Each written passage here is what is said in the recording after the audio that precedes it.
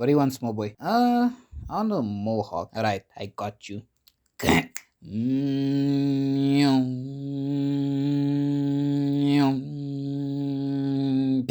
Ish. Huh? What happened? Nah, sorry, little man. Looks like I have to go bald. Yeah? Have y'all ever had a haircut that made you want to disappear for weeks, right? Take that pain and times it by 2. Back to back. Hey, Bix idea. How you doing? You good? Good. Welcome back to another story time with Bix. If you're new, I tell stories that might make you laugh, giggle, maybe let you do a little jiggle. I'm working on it. But yeah, please sit back, relax, grab some snacks, because this is gonna be a good one. So when you're walking out in public, right, your hair is arguably the first thing everybody notices. So if you have a walking accident on your head, people are gonna look at you and just be like, damn, that dude is struggling. Unless you're a rapper, of course. But if you're not, you have to go to the barbershop or the hair salon to get it fixed up, right? So back in my childhood, my uncle used to take me to this one barbershop in Town Square, Windhoek, right? Like a specific spot to a specific barber every single time. However, this like one day, my barber just wasn't there. So we had to find like somewhere else to go cut. I'll just tell you, right? Where my main barbershop was, there was literally like 10 other barbershops in the same vicinity. So the moment I step outside, dog, I look around, I just see a whole crowd of just like barbers just standing on the sidewalk looking for their next victim, just looking for their next customer. Like these men them are on the hunt for bread, and the moment they see my struggling mop on my head, they don't hesitate. They just gang up on me and just be like, "Ish, bossa, you wanna cut nails? Like, hey, your hair looks right. Let me fix you up, small boy. Ah, you wanna cut nail? Come here. No, I'll cut you nicely for free. No, I'll cut you nicely. Don't worry. Don't go to these other people." There's one person that stood out from my uncle though, and that's when he said, "Bossa, if you don't like my cut, you get it for free." Now, my uncle was low-key a cheapskate, so the fact that he could get a cut for free had the man sold, right? So he agreed and he took me into the barbershop. This barbershop was a little bit sketchy, right? I'm talking about there were cracks on the wall, there was leakage, there was freaking sparks going off, and the seats didn't look that appetizing at all. But my uncle didn't care because he said a haircut is 30 bucks. We usually pay 50 bucks at our other barber. So the fact that my man can get a whole coolie and pie with that change just made him pretend like he saw nothing. So my man seats me down and then he asks, "What do I want?" I'm like, "What do you mean what I want? What haircut do you want?" And he points at the chart on the wall. I look at the wall and I see 100 different hairstyles that I can pick from, and I am overwhelmed because number one, I'm 12 years old, so I never got to choose my own hairstyle, and number two, the only hairstyle I knew up to this point was a cheese cop, which just pretty much means you cut everything off or you just leave a little bit of hair behind, right? Literally not too exciting. So the fact that I have a whole buffet of hairstyles to choose from, dog, I was overwhelmed, bro. I was like, oh my word. But I noticed a mohawk and I'm like, hey, my homie has a mohawk. I've seen a mohawk on TV. I want a mohawk. Just as I'm about to say I want a mohawk, my uncle gets a call. He answers the call and I hear my mom's voice on loudspeaker go, "Just tell the man to cut all his hair off, ne?" Dog, I swear my mom's my biggest op. Number one, how the heck did she know to call at that specific time? I swear African moms have some sort of supernatural instinct going on. I can't explain it, but at that moment I'm like, "Nee man." The barber overheard and he's like, "Cheese cop?" Yeah. Next thing I know, I finished bossa.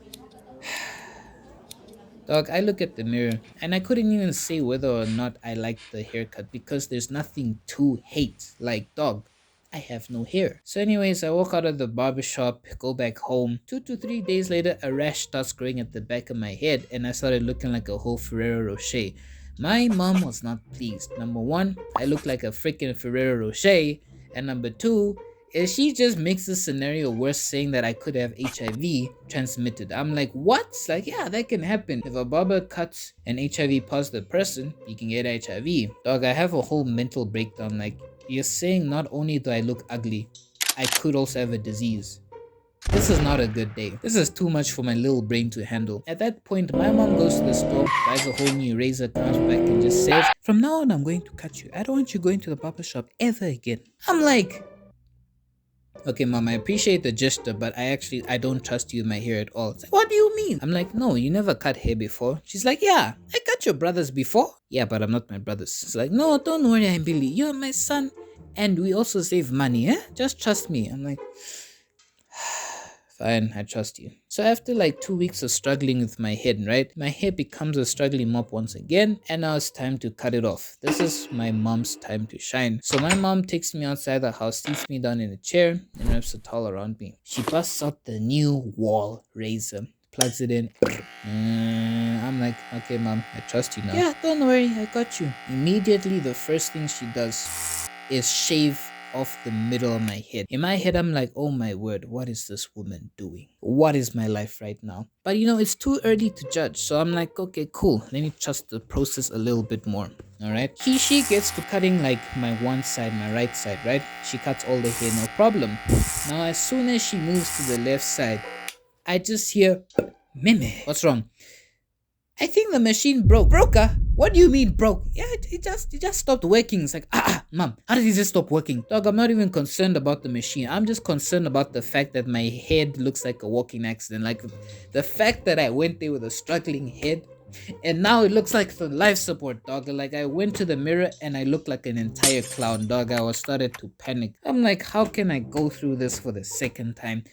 Back to back. These guys already clowned me for my Ferrero Rocher. Now these niggas finna clown me again like a clown that I am. I just said I'm not going to school. She's like, huh?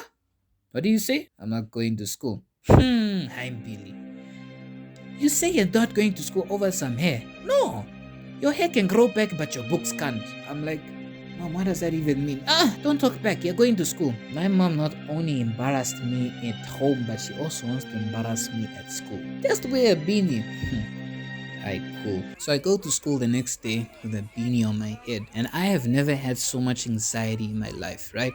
Like, I'm the only person wearing a beanie because it's peak 33-degree weather that day. It's hot as and it's summer. Like, who was wearing a hat at that time? I didn't care though. I'm like, but I didn't care though. I'm like, I would rather get a stroke than freaking die from another week of embarrassment, right? So I literally guarded that hat with my life. I didn't allow anybody next to me within a 2-meter radius. Like, I told the teachers like, hey yo, my hair is messed up. I ain't letting nobody touch it. People tried to tie me, but hey, my guard was up. 30 minutes before I got picked up from school, I let my guard down because I got too comfortable. I'm like, the day is almost over.